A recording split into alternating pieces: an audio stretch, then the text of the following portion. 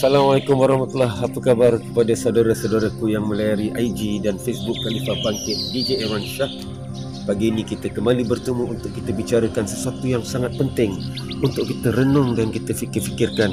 Di samping itu, setelah mendengarnya, kita sama-sama buat keputusan yang terbaik untuk Allah SWT. Kita dengar kicauan burung-burung di awal pagi yang turut berzikir, mendadakan begitu gembiranya seluruh makhluk di alam ini yang menumpang rahmat atas amal-amal baik manusia. Namun begitu jika amal-amal manusia itu menjadi buruk, bukankah saja manusia menerima musibahnya, bahkan seluruh alam ini dan seluruh makhluk turut menerima tempias musibah yang disebabkan oleh amal perbuatan buruk manusia. Jadi, pagi ini saya ingin bicarakan tentang satu perkara penting. Ramai orang mempertikaikan dakwah. Saya bukan ustaz, saya tak boleh buat dakwah. Saya tak ada ilmu, saya tak boleh buat dakwah. Tapi sebenarnya, tahukah tuan-tuan, apa maksud kita buat dakwah? Ulama bagi tahu, seperti mana kita guna sponge basuh pinggan. Jika kita rendam di dalam air sabun, jika kita perah, ia akan mengeluarkan air sabun. Begitu juga sebaliknya, kita gunakan sponge basuh pinggan untuk kita rendam dengan air kopi, dan bila diperah, ia akan mengeluarkan air kopi. Begitu juga hati manusia.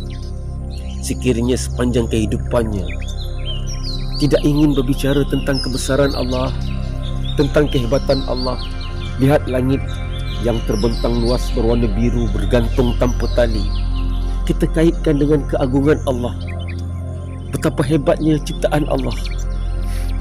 Dan kita lihatlah di samudera yang luas, berjuta-juta kehidupan di dalam lautan yang tidak kita ketahui, yang tidak pernah Allah open tendanya untuk mana-mana makhluk memberi makanan kepada ikan-ikan di dalam lautan.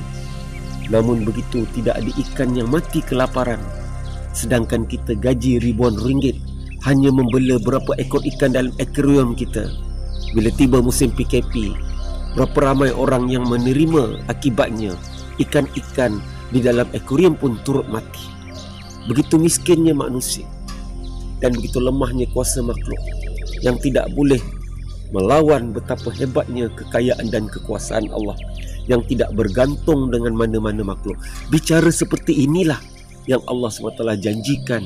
Jika kita selalu bicarakan, sampaikan, dakwakan, ianya akan menjadi kesan di hati-hati kita. Apa natijah yang kita akan dapat? Tuan-tuan yang mulia, dalam satu sabdaan Nabi SAW, jika manusia itu hidup dengan keadaan lara dan batil, begitulah di akhir kalamnya. Jika dari saat ini dia tidak mula untuk bertaubat, kamu akan mati seperti mana kamu hidup, dan kamu akan dibangkitkan di padang mahsyar seperti mana kamu mati. Bayangkan jika hari ini kita sibuk membicarakan tentang keburukan manusia, sibuk memperkatakan keburukan orang lain, maka di akhir kalam, bicara itulah yang akan kita lafazkan. Tapi sekiranya kita melihatkan keburukan orang lain, kita kaitkan dengan mengingatkan manusia kepada Allah. Wahai saudaraku yang sedang mendedahkan aurat, kembalilah kamu kepada Allah. Wahai saudaraku yang sedang bermaksiat, ingatlah kamu kepada Allah. Tanpa kita menghukum mereka, hanya kita ingatkan mereka supaya kembali kepada Allah dengan memperkatakan La ilaha illallah. Maka di akhir kalam kita, tuan-tuan, apa akan berlaku? Kamu akan mati seperti mana kamu hidup. Jika kamu hidup banyak memperkatakan tentang Allah, maka di akhir kalam kamu, Allah SWT permudahkan untuk kamu mengucap kalimah La ilaha illallah. Ikutilah sebuah rakaman yang saya dapati daripada salah seorang rakan dari negara jiran kita yang sempat dirakam ketika seorang saudara Islam kita sedang nazak, yang di mana hidupnya sepanjang hidupnya hanya sibuk memperkatakan tentang La ilaha illallah. Maka hati ini rasa terharu dan teruja, disulami dengan rasa bimbang untuk diri sendiri.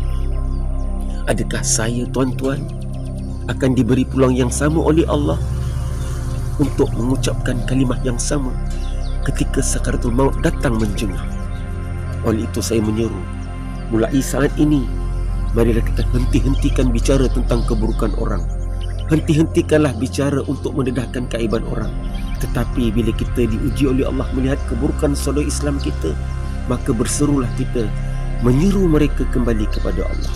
Kerana bila bawa manusia hanya kepada Allah, hanya Allah SWT yang mampu memberi hidayah. Daripada saya DJ Irwan Shah, Khalifah Bangkit, sama-sama kita renung-renungkan di pagi yang mulia ini. Assalamualaikum warahmatullahi wabarakatuh.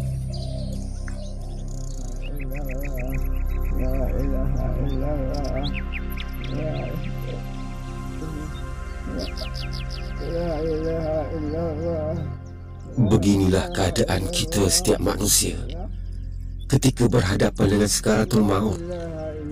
Jika kita latih lidah ini untuk membicarakan tentang Allah, beginilah keadaan kita di akhir kalam. Tapi andai sebaliknya, wallahu a'lam.